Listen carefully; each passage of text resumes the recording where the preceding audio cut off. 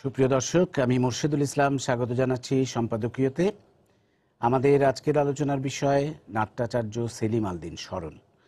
আর এ নিয়ে আমাদের সাথে আলোচনার জন্য উপস্থিত রয়েছেন ডক্টর আফসার আহমদ, অধ্যাপক, নাটক ও নাট্যতত্ত্ব বিভাগ, জাহাঙ্গীরনগর বিশ্ববিদ্যালয়।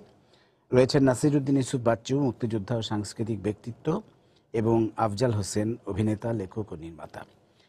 প্রিয় দর্শক, আপনাদের বলে দিই, আপনারা ইচ্ছে করলে সরাসরি আমাদের সাথে এই আলোচনায় যোগ দিতে পারবেন, আমাদেরকে ফোন করতে পারবেন, যেই নাম্বারগুলো টেলিভিশনের পর্দায় দেখা যাবে সেই নাম্বারে।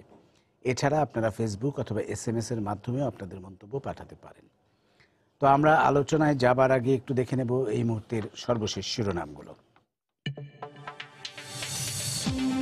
সদস্যদের বিরুদ্ধে অভিযোগ শুধু ক্লোজড করেই দায়িত্ব এড়িয়ে যায় আইনশৃঙ্খলা রক্ষা বাহিনী, বলছেন মানবাধিকার কর্মীরা। নির্যাতন নিবারণ আইনের আশ্রয় নেয়ার পরামর্শ। ব্রাহ্মণবাড়িয়ায় আলাউদ্দিন সঙ্গীতাঙ্গনে মাদ্রাসা ছাত্রদের তাণ্ডব মৌলবাদী চক্রের পরিকল্পিত, বলছেন সংস্কৃতি কর্মীরা। জড়িতদের দ্রুত গ্রেফতারের দাবি। জনগণই দেশের শক্তি, সেনাবাহিনীকে তাদের আস্থা অর্জন করতে হবে, রংপুরে শীতকালীন মহড়ায় দরবারে বললেন প্রধানমন্ত্রী।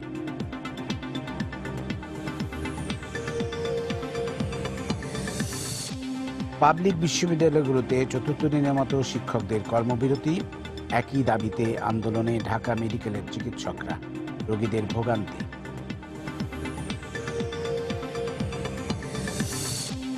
এবং শনিবার থেকে ভোজ্য তেলের দাম লিটার প্রতি কমছে 5 টাকা। বাণিজ্য মন্ত্রণালয়ের সভায় সিদ্ধান্ত, আগামী মাস থেকে বাড়তে পারে ট্রেনের ভাড়া, জানালেন রেলমন্ত্রী। আমরা এবার চলে আসব আমাদের আজকের আলোচনায়। আমরা জানি যে আজ বাংলা নাটকের প্রবাদ পুরুষ নাট্যাচার্য সেলিম আল দীনের 8ম মৃত্যুবার্ষিকী। 2008 সালের এই দিনটিতে তিনি মারা গিয়েছিলেন। তিনি জন্মেছিলেন 1949 সালের 18ই আগস্ট, এবং তিনি বাংলা নাটকে একটি নতুন মাত্রা যোগ করেছিলেন। আমাদের একটি নিজস্ব ধারা তিনি সফলভাবে তৈরি করতে সক্ষম হয়েছিলেন। তো আমরা সেই বিষয়গুলো নিয়ে একটু আলোচনা করব। প্রথম দিকে আমরা দেখেছি তার নাটকে একটু পাশ্চাত্যের ছায়া ছিল, কিন্তু পরে কিন্তু তিনি ক্রমান্বয়ে আমাদের নিজেদের যে প্রাচ্যের যে ঐতিহ্য সেইগুলোকে তিনি খুঁজে বের করেছেন, এবং তার নাটকে সেই বিষয়গুলো আমরা দেখেছি। এবং নাটকে, মঞ্চ নাটকে বিশেষ করে তিনি আমূল পরিবর্তন নিয়ে আসছিলেন। মঞ্চ নাটকের রীতিটাই বলা যেতে পারে তিনি একেবারেই পাল্টে দিয়েছিলেন। তা আপনারা আজকে যারা এখানে 3 জন উপস্থিত হয়েছেন, 3 জনই তাদের অত্যন্ত কাছের মানুষ। আমরা তাকে নিয়ে আলোচনা করব, আপনাদের কাছ থেকে শুনতে চাইব।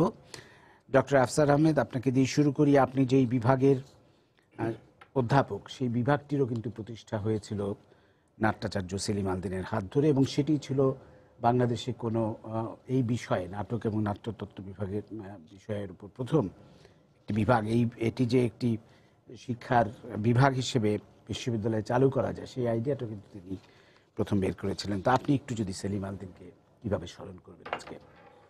সেলিম আল দীন সরাসরি আমার শিক্ষক, এবং সেলিম আল দীন যে বিভাগটির কথা আপনি বললেন, নাটক ও নাট্যতত্ত্ব বিভাগ, এই বিভাগটার স্বপ্ন দেখেছিলেন। এবং এই স্বপ্ন দেখেছিলেন এইভাবে, আমরা যখন বাংলাদেশ গ্রাম থিয়েটার করি তখন আমি জয়েন করেছি, তিনিও শিক্ষক। এবং বাংলাদেশ গ্রাম থিয়েটারের এই কাজগুলো করতে করতে করতে করতে পথে যেতে যেতে তিনি বলতেন, আচ্ছা, বাংলাদেশে নাটককে একাডেমিক পর্যায়ে আনার কোনো ব্যবস্থা নাই, হওয়া তো উচিত। তখনও কিন্তু বাংলাদেশে এটা শুরু হয়নি, এটা পরীক্ষার পদ্ধতি কী হবে কিছুই জানি না আমরা। তখন সেলিম আল দীন এই বিষয়টা ভাবলেন, সেই সময় ভাবলেন, সবসময় তিনি নাটক নিয়েই ভাবতেন। এবং এরপরে যখন নাটক বিভাগটা প্রতিষ্ঠা হলো, প্রথম শুরু করলাম সাবসিডিয়ারি দিয়ে। কবে এটা? এটা 84 দিকে, এই সময়। তো সেই সময়ে তার যে ভাবনাগুলো ছিল, যে একজন ক্রিয়েটিভ মানুষ, তিনি সারাক্ষণ নাটকের ফর্ম নিয়ে ভাবেন, বিষয় নিয়ে ভাবেন, তিনি নাটককে একটা একাডেমিক শৃঙ্খলার মধ্যে নিয়ে আসার জন্য ভাবছেন। এবং এই ভাবনা থেকে কিন্তু আসছে, এবং এই আমাদের এই ডিপার্টমেন্ট প্রতিষ্ঠার পেছনে, ভাবনাটার পেছনে কিন্তু বাংলাদেশ গ্রাম থিয়েটার একটা অন্যতম ভূমিকা পালন করেছে। এই যে বাংলাদেশের বিভিন্ন অঞ্চলে যখন আমরা নাটক দেখতে যেতাম, নাটক দেখতে গিয়ে তাদের নাটক সম্পর্কে ভালো মন্দ বলা, তারা কীভাবে ভালো নাটক করবে, এর ফলে একটা একাডেমিক ডেভেলপমেন্ট সেলিম আল দীনের মনের মধ্যে তৈরি হয়েছিল। এবং সেইটারই একটা বাস্তবায়ন আমরা দেখব যে আমাদের ড্রামা ডিপার্টমেন্ট যেটা প্রতিষ্ঠা করলো, নাটক ও নাট্যতত্ত্ব বিভাগ, এটা ফলে সেলিম আল দীনের চিন্তা ভাবনার ক্ষেত্রে আমরা সবসময় লক্ষ্য করি যে, আমি তার ছাত্র হিসেবে দেখেছি যে সবসময় নতুন ভাবনা ভাবতে তিনি পছন্দ করতেন, এবং শুধু ভাবনা ভেবে সেটা থাকতো না, সেই ভাবনাটা বাস্তবায়ন করতেন। যার জন্যে এই কথাটা না বললেই না, আমি যখন থার্ড ইয়ারে পড়ি যখন নাকি, সেই সময় সেই আশির দশকের দিকে, তখন কিন্তু ক্লাসে সেলিম আল দীন প্রথম বলেছে, যেটা পরবর্তীকালে তিনি একটি তত্ত্ব নাম দিয়েছেন দ্বৈতবাদী। কিন্তু তখন তিনি বলছেন যে শিল্পীর একটা জায়গায় গিয়ে, আমাদের ক্লাসে থার্ড ইয়ারের ক্লাসে ততটা বুঝি না তখন, যে প্রিসেসকায়ার ডান্স, শেক্সপিয়ারের কোনো নাটকের সংলাপ, রবীন্দ্রনাথের কোনো গান, কিংবা কোনো অসাধারণ ক্রিকেটের অসাধারণ ব্যাটিং, এর মধ্যে কোনো শিল্পের চূড়ান্ত জায়গায় গিয়ে কোনো পার্থক্য নেই। সেখানে ক্রিকেটের সাথে নাটকের পার্থক্য নেই। পরবর্তীকালে তিনি বললেন যে নাটকের জেনেরিক ডিভিশন, যেটা যে এটা নাটক, এটা কবিতা, এরকম শৃঙ্খলা যারা তৈরি করেছে, এটা আমি মানি না। এই ভিত্তিগুলো কিন্তু এসেছে তার ক্লাসে পাঠদান করার মধ্য দিয়ে। ফলে প্রতিনিয়ত মৌলিক চিন্তাভাবনা তিনি করেছেন সকল ক্ষেত্রে, যার জন্য তার নাটকে দেখবেন যে, যেটা আপনি একসময় বলেছিলেন যে একটা তার নাটকে একটা সময় ইউরোপীয় প্রভাবের কথা আছে, কিন্তু সেই ইউরোপীয় প্রভাবটা ওই সময়ে ছিল যখন নাকি সবেমাত্র আমাদের দেশের মুক্তিযুদ্ধের পরে আমাদের যে তরুণ মুক্তিযোদ্ধারা দেশে ফিরে আসলেন, তারা সাংস্কৃতিক কর্মকাণ্ডে জড়িত হলেন, এবং তারা গ্রুপ থিয়েটারের সাথে, যেটা অনেক আগে হয়ে গেছে ওয়েস্টে, সেগুলো নতুন শুরু করলেন। তখন এদের সামনে কিন্তু নাটকের ওই ধারণাটি ছিল যে আধুনিক নাটক করা, এবং আধুনিক নাটক করতে গিয়ে এই যে মুক্তিযোদ্ধারা তখন কিন্তু ওয়েস্টার্ন আধুনিক নাটকের সাথে এই দেশের বিষয়গুলোকে তারা সম্পৃক্ত করতে চাইলেন। নাসিরউদ্দিন ইউসুফ, তার ঢাকা থিয়েটার, বা যারা এগুলো ওই সময় করেছিলেন, তাদের পেছনে এই প্রেরণাটা কাজ করেছিল। এই সব কিছু মিলিয়ে কিন্তু সেলিম আল দীনের একাডেমিক শৃঙ্খলা প্রতিষ্ঠা পেয়েছে। ধন্যবাদ। আবার আসবো আপনার কাছে পরে। আমি নাসিরউদ্দিন ইউসুফ বাচ্চু আপনার কাছে যাবো। বাচ্চু ভাই, আপনি সেলিম আল দীনের নাটকের নির্দেশক, এটা বললেই আমার মনে হয় আপনার সম্পর্কে সঠিক পরিচয়টা দেওয়া যাবে। সেলিম আল দীন নাটক লিখতেন, আপনি সেটা মঞ্চে নিয়ে আসতেন। তো আমরা দেখেছি সেলিম আল দীনের সেই প্রথম দিকের নাটকগুলো, ঢাকা থিয়েটারের তো জন্মলগ্ন থেকেই সেলিম আল দীন যুক্ত ছিলেন। প্রথম দিকের সেই জন্ডিস ও বিবিধ বেলুন অথবা চরকাকড়ার ডকুমেন্টারি, তারপরে ধীরে ধীরে আপনার সেই কীর্তনখোলা বা শকুন্তলা, কেরামত মঙ্গল, অনেক অনেক নাটক, চাকা, অনেক নাটক আছে, আপনি নির্দেশনা দিয়েছেন। তো একটু আপনি সেলিম আল দীনকে কীভাবে দেখেন একজন নাট্যকার হিসেবে, সেটা জানবো। এবং আরেকটি বিষয় বাচ্চু ভাই আপনার কাছে অ্যাড করতে চাই, সেটা হচ্ছে যে আমরা এই যে ব্রাহ্মণবাড়িয়া যে তাণ্ডবটা দেখলাম সেদিন, এটা মাদ্রাসা ছাত্রদের সাথে মৌলবাদী চক্র কিন্তু একটা গভীর ষড়যন্ত্র করে ওস্তাদ আলাউদ্দিন খাঁর সঙ্গীতাঙ্গন যেটা, সেটাকে গুড়িয়ে দিয়েছে। এই কথাটি এই জন্য বলছি যে এটির সাথে সেলিম আল দীনকে আমরা যখন স্মরণ করছি, তখন আজকের এই পরিস্থিতি আমাদেরকে কিন্তু আবারও সেলিম আল দীনকে মনে করিয়ে দেয়। তো আপনি সব মিলিয়ে একটু যদি আলোচনা করেন। অবশ্যই। প্রথমত সেলিমের একটু পেছনে যে বলে, সেলিমের একটা প্রস্তুতিকাল আছে, কিন্তু সেটা হচ্ছে 60-এর দশকের শেষ। সেলিম আফ্রিকান সাহিত্য নিয়ে লিখছে পত্রিকায়, টেলিভিশন নাটক করছে, মঞ্চে নাটকে তখনও আসেনি। 72 সালে জন্ডিস দিয়ে তার শুরু। যেটা আপনি বলছিলেন যে এটা পাশ্চাত্য, হ্যাঁ পাশ্চাত্য। আসলে আমাদের মুক্তিযুদ্ধ না হলে আমাদের বের হওয়ার কোনো জায়গা ছিল না। এই ঔপনিবেশিক অবলেশ এটি ভেঙে এই খোলসটা ফেলে দিয়ে বের হওয়া খুব কঠিন ছিল। এখনও বের হয়নি আমরা, কিন্তু চেষ্টা তো আছে। সেই জায়গায় বলবো যে সেলিমের এই প্রাথমিক পর্যায়ের নাটকগুলোতে অবশ্যই পাশ্চাত্যের প্রভাব ছিল, কিন্তু চরকাকড়ার ডকুমেন্টারির কথা যখন বললেন, বা মুনতাসির, শকুন্তলা, এই তিনটাতে আমরা দেখবো সেলিম প্রস্তুত হচ্ছে। সেই যে ডিপার্টমেন্টটা সে জাহাঙ্গীরনগর এস্টাবলিশ করেছে, বা শিক্ষা পদ্ধতি নাটকের জন্য বাংলাদেশে তারই প্রথম সৃষ্টি করা, এবং সেটি আবার আমার ঐতিহ্যবাহী বাংলা নাটকের রীতি জাহাঙ্গীরনগরে বিশেষভাবে পাঠদান করা হয়। এগুলো সেলিম এই প্রস্তুতিটা নিয়ে, সেটি মুক্তিযুদ্ধ, তার ইতিহাস চেতনা, ঐতিহ্য চেতনা, সাংস্কৃতিক ঐতিহ্য, এগুলি সব কিছুকে সেলিম ক্রমান্বয়ে ধারণ করেছিলেন। সেটা ছোটবেলা থেকে, তার লেখা পড়লে বোঝা যায়, ডায়েরিটা পড়লে। তো আমার মনে আছে যে সেলিমের কীর্তন খোলা কেন আমার পঙ্গল হাত দেয়, এটি নিয়ে আফসার আহমেদ একটি অসাধারণ লেখা আছে এই 3টি নাটক নিয়ে, মঞ্চ ট্রিলজি নাম দিয়ে।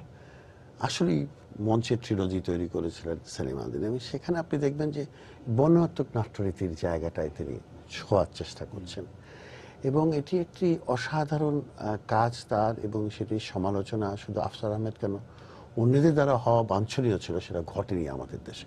তাহলে হয়তো পুরো আরও অনেক ডিটেইলে আমরা কথা বলতে পারতাম, বিচার বিশ্লেষণ করতে পারতাম। পরবর্তী পর্যায়ে আপনি কথানাট্য দেখবেন, তারপরে পাঁচালী দেখবেন, একটার পর একটা, এবং সবশেষের দিক থেকে শুরু থেকে শেষ পর্যন্ত আফসার যেটা বলছিল দ্বৈত অদ্বৈতবাদ, এটি তার তাত্ত্বিক ভিত্তি একেবারে সমস্ত কাজের, যার জন্য চরিত্রগুলির গঠনটা অন্যরকম হয়, ওর চলন এবং ওর বচনটা অন্যরকম হয়। অন্য সোনাইয়ের মতো এরকম কৃষক চরিত্র কি বাংলা নাটকে নাই? অনেক আছে। এবং আফসার ভাই একটা চমৎকার কথা কিন্তু বলেছেন, খুব গুরুত্বপূর্ণ কথা, সেটা হচ্ছে নাটক বা কবিতা এইগুলোর মধ্যে দ্বৈত অদ্বৈতবাদ। হ্যাঁ, সে বলছে এটার কোনো বিভাজন ও বিশ্বাস করে না। ও মনে যে কোনো শিল্প যা শেষ অবধি মানব কল্যাণগামী, সেটি সঙ্গীত হোক, মায়া পিসস্কায়ার কথা বলেছেন, পাভলোভার কথা বলেছেন সেলিম, পিকাসোর কথা বলছেন, পরপর বলে যাচ্ছেন যে রবীন্দ্রনাথের কথা বলছেন, গেটের কথা বলছেন, যে এই সঙ্গীতের সাথে এটার তফাৎটা কোথায় নাটকের? শেক্সপিয়ারের নাটকে রবীন্দ্রনাথের সঙ্গীতের সাথে তফাৎটা কোথায়? দুটোই শেষ অবধি একটা মানুষকে মানসিকভাবে একটা ভিন্ন স্তরে নিয়ে যায়। তাহলে সেটি যদি লক্ষ্য হয় একটা শিল্পের, তাহলে যে কোনো মাধ্যমেই সেটি যে করে উঠছে, সে তখন তার শিল্পের সীমারেখা, আঙ্গিকের সীমারেখাটাকে ভেঙে সমাজের সর্বগামী হচ্ছে। এই সর্বগামিতা অর্জনটাই মূল কথা। সেলিম সেই কারণে বাঙালির আরেকটা কি হচ্ছে, আমাদের ঔপনিবেশিক শাসন চলার কারণে আমাদের একটা মধ্যখণ্ডন আছে, এটা আমাদের স্বীকার করতে হবে। এই মধ্যখণ্ডনে আমরা হারিয়ে ফেলেছিলাম আমাদের ঐতিহ্য, আমাদের বিচ্ছিন্ন করেছিল আমাদের ইতিহাস থেকে, ঐতিহ্য থেকে, শেকড় থেকে। সেটি সেলিম ফিরে দেওয়া, এটা রবীন্দ্রনাথেরই কাজ। সেটি সেলিম, রবীন্দ্রনাথ দ্বারা এটি প্রস্তাবিত, সেলিম এটিকে একটি সুনির্দিষ্ট জায়গা বা স্থান দিয়েছেন, যার জন্য সেলিমের নাটকগুলিকে বিবেচনা করতে গেলে আমাদেরকে নিশ্চিতভাবে অ্যারিস্টটলের থিয়েটার তত্ত্ব দিয়ে এটা কখনো বিচার করা যাবে না, তাই না? আপনি ওস্তাদ আলাউদ্দিন খাঁ, যার ইয়েটি পুড়িয়ে দিয়েছে ব্রাহ্মণবাড়িয়ায়, এটি ওর সঙ্গীতকে তো নিশ্চয়ই আপনি পশ্চিমা সঙ্গীত, ক্লাসিক্যাল সঙ্গীত দিয়ে আপনি বিচার করতে পারবেন, বা আধুনিক সঙ্গীতের বিচার। ওর জন্য আলাদা যে নন্দন তত্ত্ব, আলাদা যে এস্থেটিক আছে, সেটি ভারতীয় ধ্রুপদী শাস্ত্র, সেটার বিবেচনায় আপনাকে এগোতে হবে। যাই হোক, এটা ছিল সেলিমের একটি বড় কাজ। সেলিমের এই কাজটা ছিল সাম্প্রদায়িক বিভাজনের ঊর্ধ্বে যে সার্বিক অর্থে বাঙালি, এবং বাঙালির এই জাতিসত্তার জায়গা থেকে অন্য জাতিসত্তাগুলোকে একসাথে নিয়ে চলার একটা প্রবণতা। সেই জন্যই কিন্তু তার শিল্পকর্ম, তার শিল্প সাধনা। সেই জায়গায় সেলিম যেটা চেয়েছিলেন, যে একটা হারমোনি চেয়েছিলেন পুরো সমাজে, সেটি ধর্মের বিভাজনের ঊর্ধ্বে যাবে, মানুষ জাতিগত বিভাজনের ঊর্ধ্বে যাবে।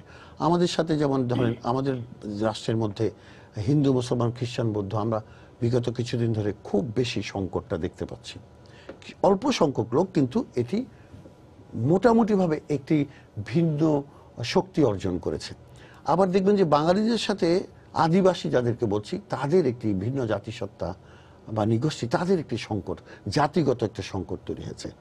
এগুলো পরিত্যাজ্য। সেলিম এই কথাই বলতে চেয়েছেন, আমরা সেই কথাই বলছি, মুক্তিযুদ্ধ সেই কথা বলছে, কিন্তু বাস্তবে তো তা ঘটছে না। তারই একটি বহিঃপ্রকাশ দেখেন আজকে ব্রাহ্মণবাড়িয়ায় ঘটেছে। সেলিম যখন শান্তির কথা, সমন্বয়ের কথা, সহমর্মিতার কথা, ঐক্যের কথা বলছেন, তখন বিভাজনের কথা বলছে ব্রাহ্মণবাড়িয়ার মতো। শুধু ব্রাহ্মণবাড়িয়ার কেন, অনেক জায়গায় ঘটনাগুলি ঘটেছে বিগত কয়েকদিন। প্রচুর মন্দির আক্রান্ত হয়েছে। ফেসবুক ইউজ করে আমরা দেখতে পাচ্ছি যে ঢাকা শহরের মধ্যেই ছড়িয়ে দেওয়া হচ্ছে যে এই মন্দিরটি পুড়িয়ে দিয়েছে এই লোক, তার জন্য মিছিল করছে। কেন মিছিল করছে কেউ জানারও চেষ্টা করছে না।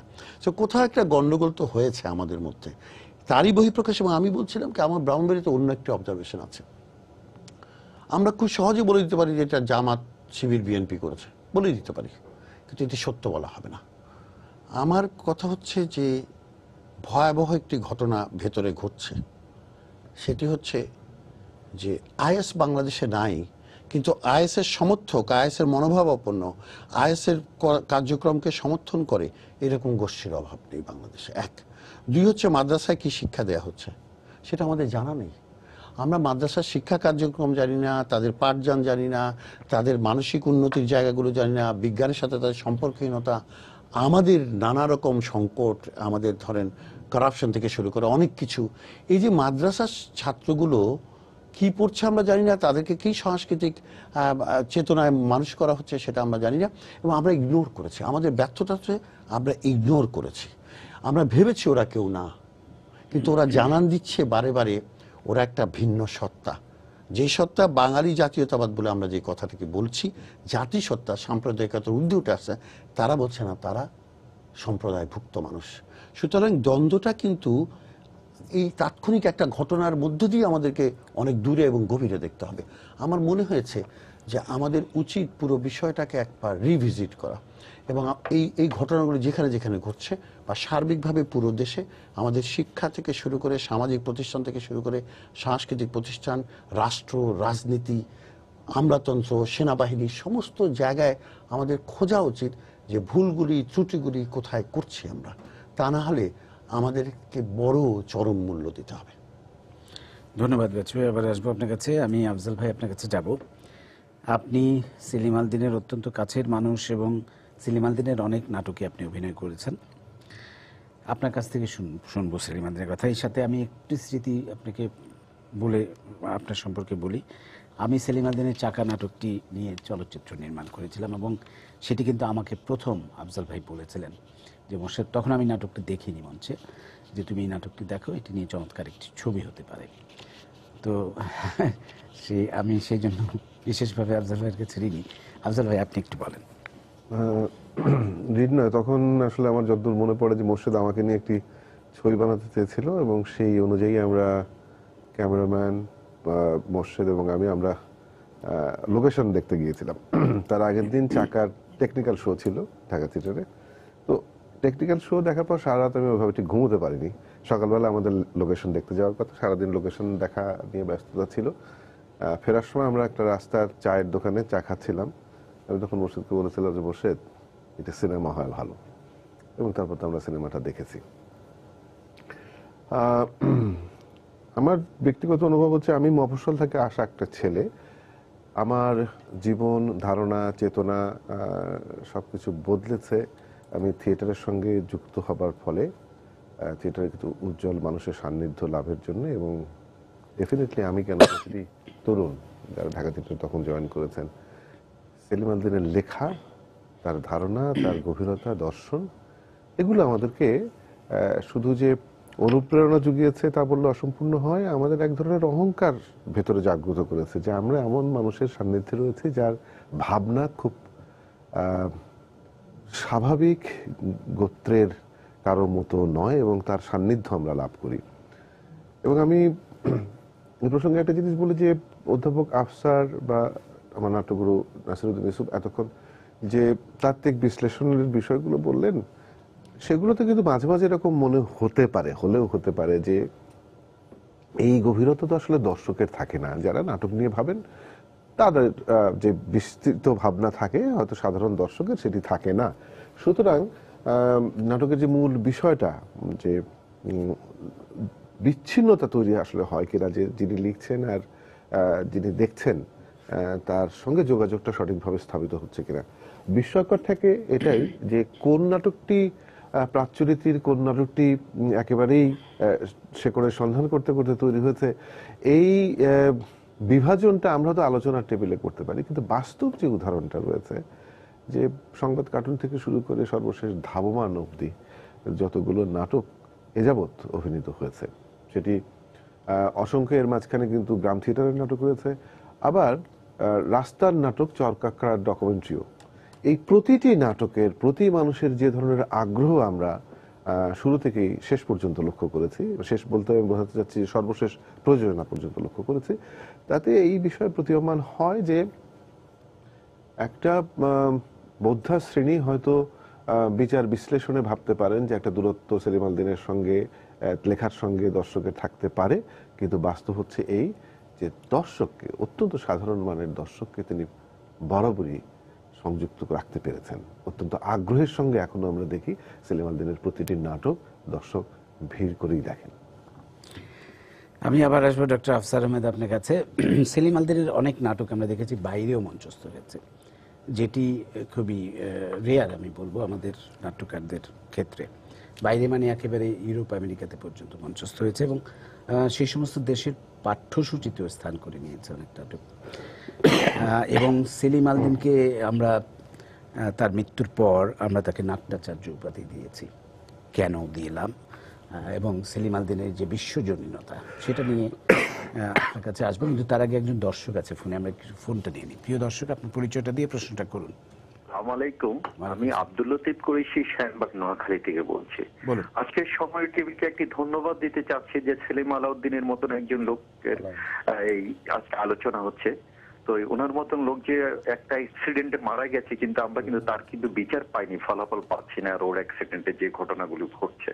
ওনার মতন একজন দামি শিল্পী আমরা হারিয়ে ফেলেছি অল্প সময়ের মধ্যে। আমি আফজল ভাই এবং নাসিরউদ্দিন সাহেব এবং আর পাশে যিনি আছেন ওনাদেরকে প্রশ্ন হচ্ছে যে এটাই যে আমরা কি আমাদের বাঙালি সংস্কৃতি কি ধ্বংস করে দিচ্ছি? নতুন প্রজন্মদেরকে আমরা কি শিখাচ্ছি?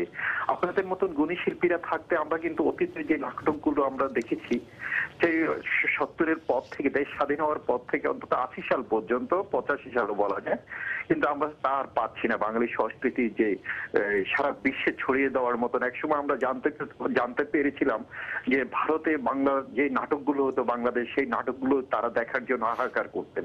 আর আজকে কিন্তু আমরা দেখতে পাচ্ছি আমাদের বাংলার সংস্কৃতি এবং ওই নাটকগুলো আমরা পাচ্ছি না। তো সেলিম আলাউদ্দিনের মাগফিরাত কামনা করে গুণী শিল্পীদের কাছে আফজল ভাই এবং নাসির ভাই এবং পাশে যিনি ধন্যবাদ দর্শক, আপনাকে ধন্যবাদ। আপনি দুটি ভুল করেছেন, সেলিম আলাউদ্দিন নন, ওনার নাম হচ্ছে সেলিম আলদিন, যাকে নিয়ে আমরা আজকে আলাপ করছি, এবং তিনি রোড অ্যাক্সিডেন্টে মারা যাননি। আপনি হয়তো ভুল করছেন। যাই হোক, আপনার বিষয় নিয়ে আমরা নিশ্চয়ই আলোচকদের কাছ থেকে শুনবো। আমি আফসার ভাই আপনাকে যেটা বলছিলাম আপনি যদি বলেন। সেটা হলো যে সেলিম আলদিনের চাকা নাটক কিন্তু আমেরিকাতে হয়েছে, জামিল ভাই করেছিলেন। জামিল ভাই একটা পরে এবার অন্যরা, জামিলের পরে আরেকজন করেছে, সেটা অফ ব্রডওয়েতে 1000টা শো হয়েছে ইংরেজি ভাষায়। জামিল ভাইটা ছিল হুইল, দ্য হুইল। হ্যাঁ, হুইল, ওইটাও হুইল। ওই স্ক্রিপ্টটাকেই ও আর জেনি বলে একজন ছিলেন, দুজন মিলে, তারপরে আর কে জানি ইনভলভ হচ্ছে। জামিল তো চলে আসলো পরে অফ ব্রডওয়েতে। এটা অনেক শো, আমি পরে বিজ্ঞাপন দেখতাম, তখন মাত্র নেট এসছে, খুব ইন্টারেস্ট। আর হরগোচ হয়েছে সুইডিশ ভাষায়, লিখেছিল সুইডিশ ভাষাতে, অনুবাদ হয়েছে ওটা। অনুবাদ ইন্ডিয়া তো হচ্ছেই তো যেটা, কিন্তু যেটা হলো যে আপনি যেটা বলছিলেন যে সেলিম আলদিন নাট্যাচার্য উপাধি পাওয়া, আমরা আমাদের দেশে আমরা যারা গুণী এবং জ্ঞানী আমরা তাদেরকে আচার্য বলি। আচার্য শশীভূষণ দাশগুপ্ত, বা কখনো কখনো আমরা অন্যকে আচার্য বলেই সম্বোধন করি। যেমন সেলিম আলদিন আমার কাছে আচার্য এই কারণে, আমার শিক্ষক ছিলেন, তিনি আমার শিল্পের পথ প্রদর্শক ছিলেন, আমার ধারণাকে তিনি পরিপূর্ণ করেছেন, আমার কাছে আচার্য। কিন্তু সকলের কাছে কখনো একজন মানুষ আচার্য কিংবা নাট্যাচার্য হন। সকলের কাছে তখনই হন যখন নাকি ওই বিষয়ে তার কাজটি সকলের কাছে গ্রহণযোগ্য হয় এবং একটি জাতিকে উপস্থাপন করে। আপনি দেখবেন যে সেলিম আলদিনের নাটকের চরিত্ররা, যদি আমরা বলি সেলিম আলদিনের নাটকের চরিত্ররা তারা কারা, তাদের প্রত্যেকে দেখলে কিন্তু আপনি বাংলাদেশটাকে চিনতে পারবেন। আপনি তাদের দেখলে আপনি বাংলাদেশের সংস্কৃতিকে দেখতে পারবেন। বাংলাদেশের মানুষের খাদ্যাভ্যাসকে আপনি জানতে চান, সেলিম আলদিনের নাটক পড়বেন। আপনি যদি দেখতে চান যে মানুষের আচার ব্যবহারটা কেমন, আপনি সেলিম আলদিনের নাটকের মধ্যে পাবেন। পারিবারিক সম্পর্ক কেমন, সেটাও কিন্তু আপনি ওখানে পাবেন। মানে এই অর্থে আমি বলছি যে বাংলাদেশটাকে, বাংলাদেশের মানুষকে, বাংলাদেশের সংস্কৃতিকে এত গভীরভাবে অনুধাবন করেছিলেন বলেই তার নাটকের চরিত্ররা বাংলাদেশ থেকে, বাংলাদেশের মানুষ থেকে বিচ্ছিন্ন নয়। এবং এই জায়গায় পৌঁছে সেলিম আলদিন তারপরে তিনি বিশ্ব শিল্প ভাবনা যেটা, সেটার সাথে নিজেকে সম্পর্কিত করেছেন। তখন যেটা আমি বারবার বলি, যেটা যে সেলিম আলদিনের পাটা বাংলাদেশের মাটিতে তীব্রভাবে আটকে আছে, কিন্তু দুটো হাত পুরো বিশ্ব ছড়ানো। তার চেতনার মধ্যে বাংলাদেশ বসবাস করে, কিন্তু তার যে এটা ছড়িয়ে দেওয়ার যে বাসনা, সেটা হচ্ছে বিশ্বময়। যার জন্যে ওই বিশ্ব নাটকের ইতিহাস যদি আমরা দেখি, আমরা সেখানেও দেখব যে সেলিম আলদিন অসম্ভব রকম গুরুত্বপূর্ণ একজন নাট্যকার। সেটা কিভাবে দেখেন, যে একজন মানুষ একটা নাটকের কোষ রচনা করেছেন, নাট্যকোষ, পুরো বাংলাদেশের নাটকের সংজ্ঞাটাই পাল্টে দিলেন। সেখানে জারি, সারি, বাউল এগুলো আনলেন, নাট্যকোষ। একজন মানুষ একটা তত্ত্বকে প্রতিষ্ঠা করলেন, যেটা আমরা জানতাম যে বাংলা নাটকের ইতিহাস মাত্রই 1795 থেকে লেভেডে আসার পর সেলিম আল দীন গবেষণা করলেন।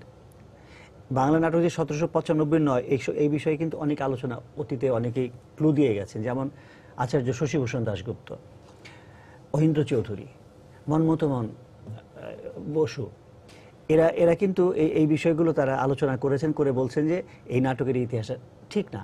সেলিম আল দীন গবেষণা করে কিন্তু তিনি প্রমাণ করলেন যে বাংলা নাটকের ইতিহাস 1000 বছরের, 1795 নয়। এবং এগুলো যে নাটক, যাত্রা, আমাদের পাঁচালী, পালা, এগুলো যে নাটক, এগুলো কিন্তু তিনি প্রমাণ করলেন।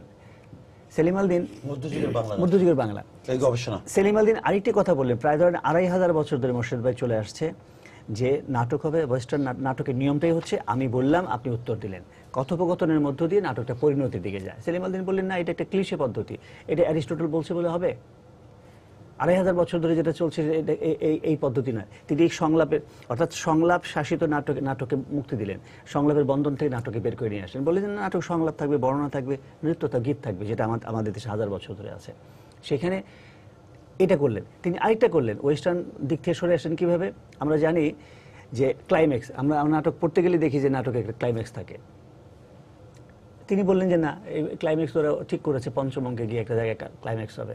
কিন্তু নাটক যেখানে, আমাদের ভারতের নাটক যেখানে জীবনের অনুকরণ, সেখানে তো একটা নির্দিষ্ট ঘটনা নিয়ে ক্লাইম্যাক্স হতে পারে না, একটা জায়গায় থেমে থাকতে পারে না। আর ওরা বলছে নাটক হচ্ছে ঘটনার অনুকরণ।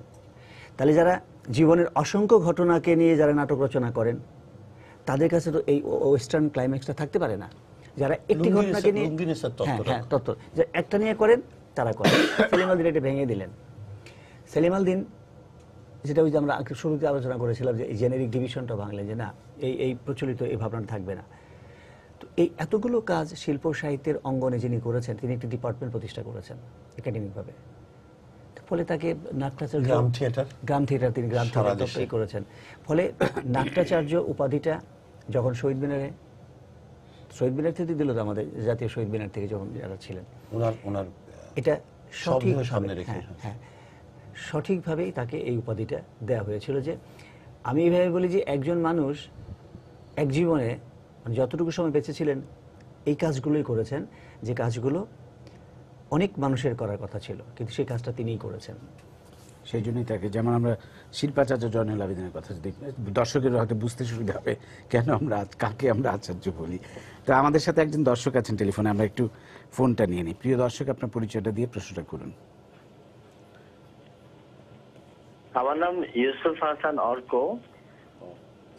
আমি শিক্ষকতা করি এবং নাট্যচর্চা করি, বাংলাদেশে থিয়েটার চর্চার সাথে জড়িত। আমি প্রফেসর আফসার আমাদের কাছে একটি প্রশ্ন করতে চাই। প্রশ্ন না, আসলে আমি একটা ব্যাখ্যা চাই। প্রফেসর আফসার আমাদের সরাসরি আমার শিক্ষক, বাচ্চা ভাই এখানে আছেন, আব্দুল ভাই আছেন। আসলে প্রশ্ন সবার কাছে, আফসার স্যারের কাছে স্পেসিফিক্যালি বলছে এই কারণে যে আমার মনে হয় আফসার স্যার এই অভিজ্ঞতাটার সাথে যুক্ত। আমরা যারা মোটামুটি 80 দশকের শেষে বা 90 দশক থেকে নাট্যচর্চা করছি, ঢাকাতে নাট্যচর্চার যে ট্রেন্ড আছে তাতে সেলিম আল দীনকে ইউরোপ বিরোধী বলে এক ধরনের প্রচারণা চলছিল, আমরা দেখেছিলাম। সেটা খানিকটা মিটেছে, কিন্তু আমার ধারণা প্রফেসর আফসার আহমেদ এই ব্যাপারে বলতে পারবেন উনি কি আসলে ইউরোপ বিরোধী নাকি ঔপনিবেশিকতা বিরোধী। এই বিষয়ে আমার একটু ব্যাখ্যাটা, আমার ধারণা আফসার যদি বলেন সেটা বোধ হয় দর্শকের কাছে একটু পরিষ্কার হয়। ইউসুফ হাসান অর্ক হচ্ছে সেলিম আল দীন প্রতিষ্ঠিত নাটক ও নাট্যতত্ত্ব বিভাগ, জাহাঙ্গীরনগর বিশ্ববিদ্যালয়ের সভাপতি, এই মুহূর্তে চেয়ারম্যান। সেলিমের ছাত্র, আফসারেরও ছাত্র এবং খুবই প্রতিভাবান নাট্য নির্দেশক, অভিনেতা। আমার মনে হয় যে সেলিম কোনোদিনই কোনো বিদ্বেষী বা বিরোধী না, ইউরোপ বিদ্বেষী বা ইউরোপ বিরোধী নয়। সেলিম ঔপনিবেশিক যে সংস্কৃতি, সেই ঔপনিবেশিকতা বা সেই অবলেশ যেটা, সেটার বিপরীতে সেলিম দাঁড়িয়ে মুক্ত মানুষের কথা বলেছে। তখনই সেলিমের হাতটা পুঁথির দিকে গেছে, তখনই সেলিমের লেখনীটা পালা, যাত্রা, পাঁচালী, মনসা মঙ্গলে থিতু হয়েছে। আফসার মানে সেই কথাটাই বলার চেষ্টা করছিল। এটা একটু হয়তো ভুল ব্যাখ্যা হচ্ছে, তুমি বলো। না এমনি ঠিকই আছে। অর্ক তুমি যে কোশ্চেনটা করেছো, বা জানতে চেয়েছো, এটা তুমি নিজেই জানো এটা কেন এটা হয়েছে।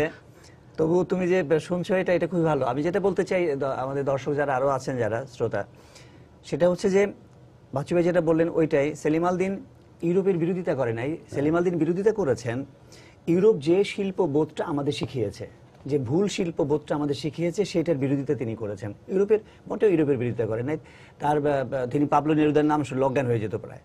মানে তিনি যখন নাকি শেক্সপিয়ার অনেক বড় নাট্যকার মনে করতেন, কিন্তু তিনি এটাও মনে করতেন যে শেক্সপিয়ার কখনো কখনো জীবনকে কোথায় যেন খণ্ডিত করে দেখেছেন। এই যে জীবনকে খণ্ডিত করে শেক্সপিয়ার দেখেছেন বলে সেলিম আল দীন ভাবতেন, এই ভাবনাটা ছিল তার সম্পূর্ণভাবে এই প্রাচ্য ভাবনা থেকে জাত। আরেকটা যে বিষয়টা আমি যেটা অর্ককে বলছি, যে এই যে সেলিম আল দীন ইউরোপীয় ভাবনা থেকে সরে আসলেন মানে ভুল ভাবনা থেকে। আমাদের ক্লাসে তিনি একটা বলতেন, এটা তোমার শুনলে তোমার ভাল লাগবে।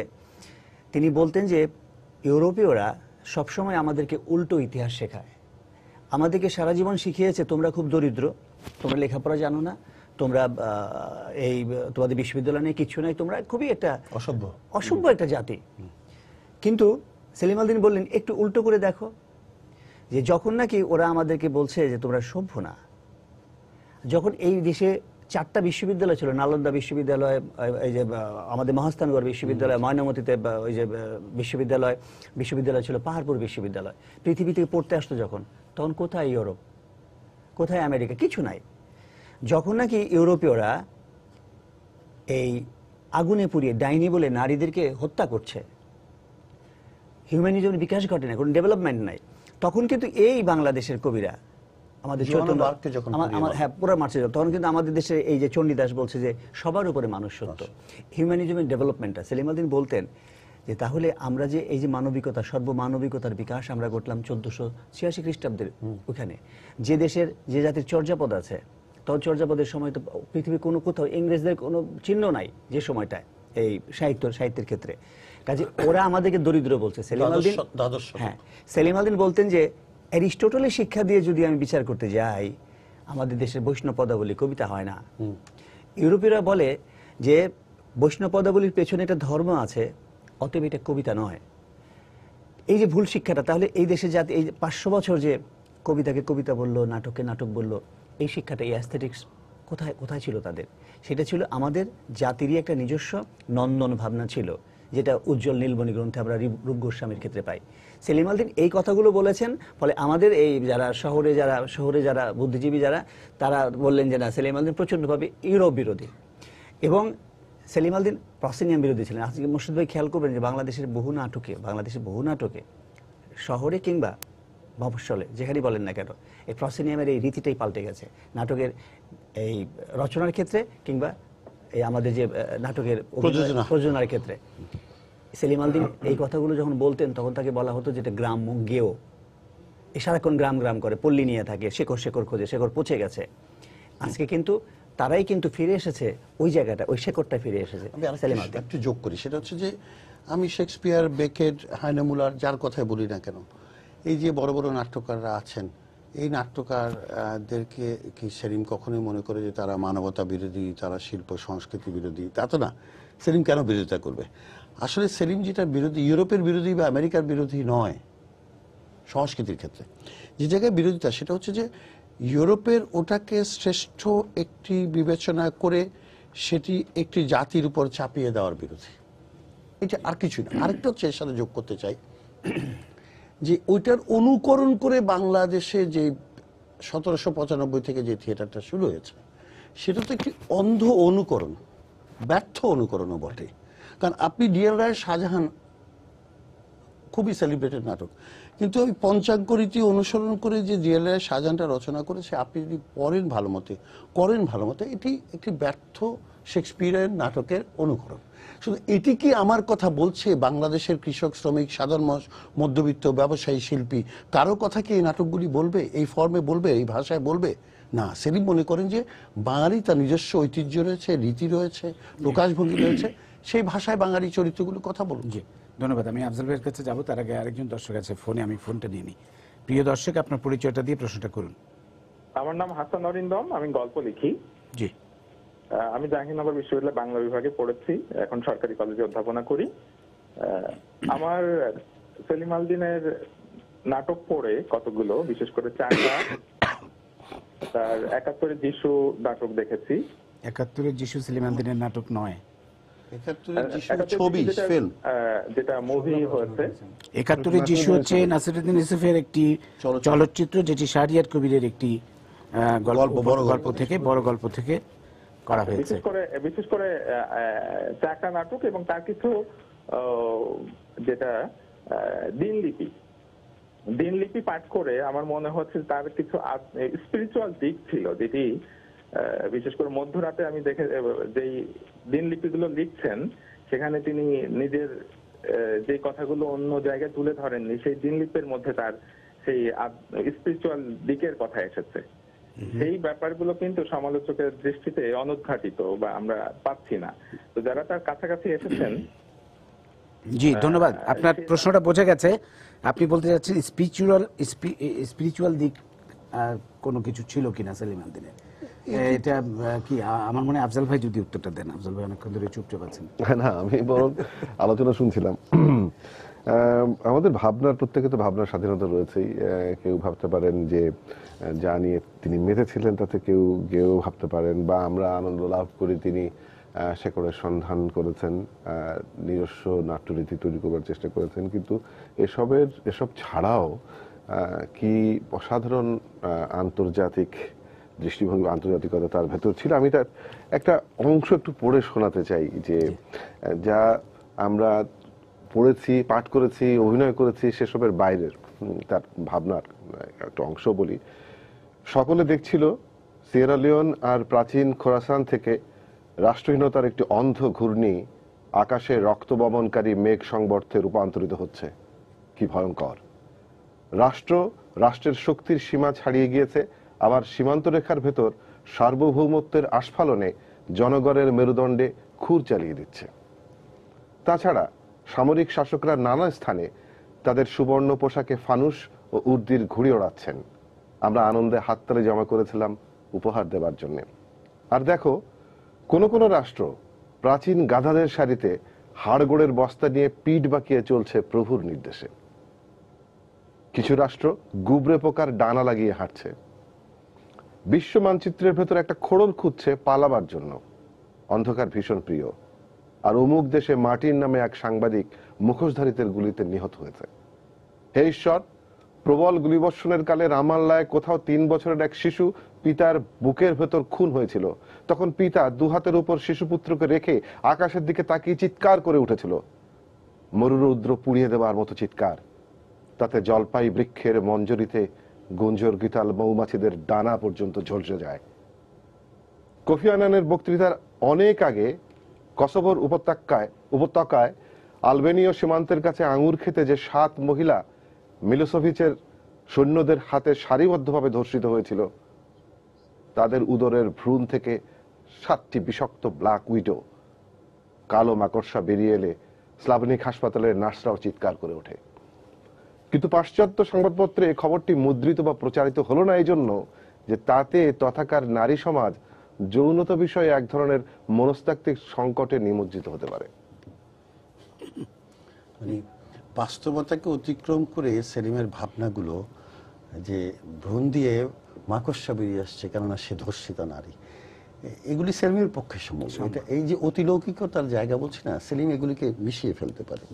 এগুলি সেলিমের পক্ষে সম্ভব ছিল। এবং প্রতিটি ঘটনা বাস্তবে কাব্যিক একটা মানে আবেদন হচ্ছে যে এমন যে ক্রূর বিষয়টি, রূঢ় বিষয়টি, সেটি কিন্তু ভাষায় সেটি থাকছে না। কিন্তু প্ল্যানচেট করতেন তো, প্ল্যানচেট করে একদিন আমাদেরকে বলছেন যে আজকে আসবে, ওই যে ডিএলএ এর পুত্র দিলীপ কুমার রায়ের, তার বিখ্যাত যে তার খুব অল্প বয়সে মারা গেলেন যে মেয়েটি, অসাধারণ সঙ্গীত শিল্পী ছিলেন, যে আজকে রবীন্দ্রনাথ আসবে বলে ওই তুলারাশি খুঁজতেন। তুলারাশি খুঁজে ওই যে তুলারাশির হাতে কলম দিলে নাকি কি লেখে এরকম বলে। তো আমাকে প্রায়, আমি তুলারাশি বলে আমাকে খালিকুজ্জামান ইলিয়াস আর এই যে সেলিম স্যার, এই দুজনে মিলে এই কাজটা করতেন। এটাও কিন্তু ওই যে যেটা স্পিরিচুয়াল যেটা বলা হয়, যেটা যে এক ধরনের অতিলৌকিক বিশ্বাস তার মধ্যে ছিল, কিন্তু অতিলৌকিক বিশ্বাসটা সেলিম আল-দ্বীন সবসময় লৌকিক জায়গা থেকে এটাকে পর্যবেক্ষণ করেছেন। এটা হলো যার জন্য তার নাটকের চরিত্রগুলো কখনো আপনি দেখবেন অবিশ্বাস, মানে সবসময় বিশ্বাসযোগ্য, কোনো আপনি অবিশ্বাস করতে পারবেন না। তার নাটকের চরিত্র, একটা চরিত্র পারবেন না আপনি। আপনি যেটা ওই যে প্রাচ্য যেটা সয়ফর, একটা আপনি মনে করেন একটা সাপ ফনা তুলে দাঁড়িয়ে আছে, ওই পাশে এক বুড়ি, এখানে একটা বুড়ি দাঁড়িয়ে আছে, এখানে সয়ফর দাঁড়িয়ে আছে, দাঁড়িয়ে আছে, সয়ফর দাঁড়িয়ে আছে, একজন ফনা, একজন ফনা তুলে আছে, আরেকজনের হাতে একটা আছে খুন্তি, শাবল। এই যে মুখোমুখি দাঁড়ানো, এটা গল্প, এটা বাস্তবে কতটুকু সম্ভব আমি জানি না। এটা সেলিম আল দীনের নাটকের সম্ভব। এখানে খুব ইন্টারেস্টিং আজকের দিনে সেটা হচ্ছে যে এই নাটকটা যখন করি 2000 সালে, তখনও সংকট বাংলাদেশে খুবই ঘনীভূত ছিল, খেয়াল আছে 2001 সালে 2000 সালে।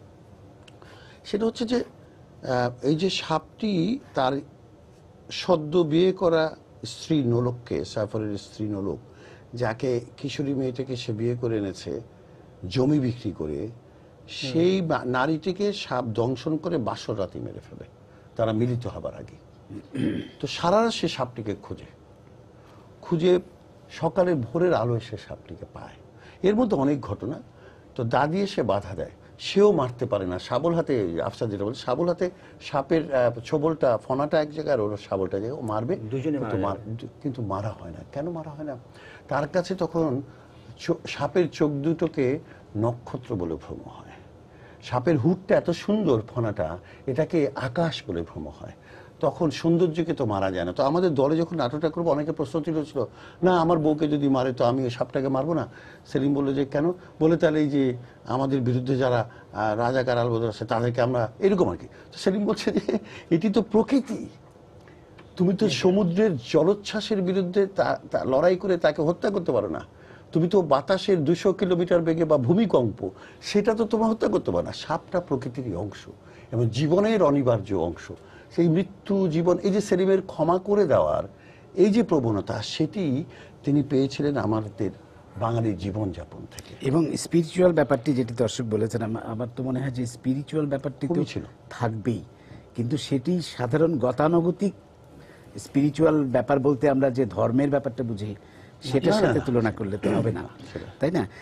বাচ্চু ভাই, আমাদের সময় খুবই কম। আমি শেষ একটা প্রশ্ন আপনাকে করতে চাই, সেটা হচ্ছে যে সেলিম আল দীনের এত নাটক আপনি নির্দেশনা দিলেন, কোন নাটক করতে গিয়ে কি কোনো সমস্যায় পড়েছেন, মানে মনস্তাত্ত্বিক সমস্যায়, বা সেলিম আল দীনের সাথে আপনার কোনো একটা বোঝাপড়ার সমস্যা? না, সেলিমের সাথে আমার অদ্ভুত ভাবে কোনো বোঝাপড়ার সমস্যা ছিল, এটা অদ্ভুত, সবাই জিজ্ঞেস করে আমাকে কোনোদিন একটা, আমি যেটা বলতে চাচ্ছি আসলে একটা নাটক তো উনি লিখেছেন, যখন মঞ্চে আপনি নিয়ে আসছেন, খুব কঠিন কাজ। আমি মর্শেদ বলবো যে অসম্ভব কঠিন কাজ।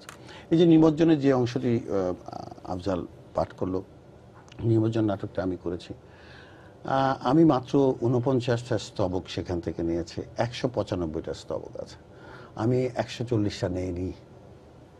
আপনারা ভেবে দেখেন যে সেলিম এই ধরনের স্টেটমেন্টগুলি দিয়েছে। তবে এই নাটকটা করার সময় আমার খুব কষ্ট হয়েছে, কারণ আমাকে একটু বের হতে হয়েছে আমাদের প্রয়োগের জায়গায়। যেই বর্ণাত্মক বা যেই কথানাট্য রীতিতে নাটক করছিলাম, সেখান থেকে বেরিয়ে আমাকে একটা মিশ্র রীতির সন্ধান করতে হয়েছে, যেখানে ইউরোপীয় নাট্যরীতি, প্রাচ্যের নাট্যরীতি সব একীভূত করে সেখানে শরীরের ভাষা, বাচিকের যে বর্ণনার যে সৌন্দর্য, সঙ্গীতের যে মাহাত্ম্য, ফিজিক্যাল ল্যাঙ্গুয়েজ যেটা আছে, বডি ল্যাঙ্গুয়েজ বলি সেটি, আবার নৃত্যের যে জায়গা, এসব একসাথে করে দেখার চেষ্টা হয়েছে। এটার মধ্য দিয়ে আসলে একটি আন্তর্জাতিক নাট্যরীতি, সেটি বাঙালির নাট্যরীতির ঊর্ধ্বে যে, আমি খুব পরিষ্কার, কিন্তু এই অভিজ্ঞতা নিয়ে, এই ভাবনা নিয়ে, এই চিন্তা নিয়ে আমাদের করার ছিল। সেটি করতে খুব কষ্ট হচ্ছে। সেলিম বলেছিল যে এটি করতে পারলে আমি বুঝবো যে আমি আগামী নাটকটা লিখবো, নাহলে আর নাটক লিখবো না, এরকম।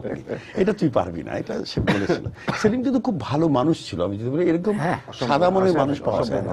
হ্যাঁ, তোমার সাথে খুব রাগ করবে, পর মধ্যে এটা ভুলে যাবে। আমি যখন চাকা করতে গিয়েছি প্রথম দিকে তো খুবই, না দেবো না, আমি চিত্রনাট্য লিখবো, তাও বলছে আমি সংলাপ লিখবো, আমি বলছি না, আমি আমার মতো করে সবকিছু করবো। পরে পারমিশন দিলেন, কিন্তু চাকা ছবিটা দেখার পর আমি বলবো তোমাকে যে অধিকাংশ দর্শক কিন্তু চাকার প্রথম প্রদর্শনী দেখার পর ভালো রিয়াকশন ছিল না, আমি জানি।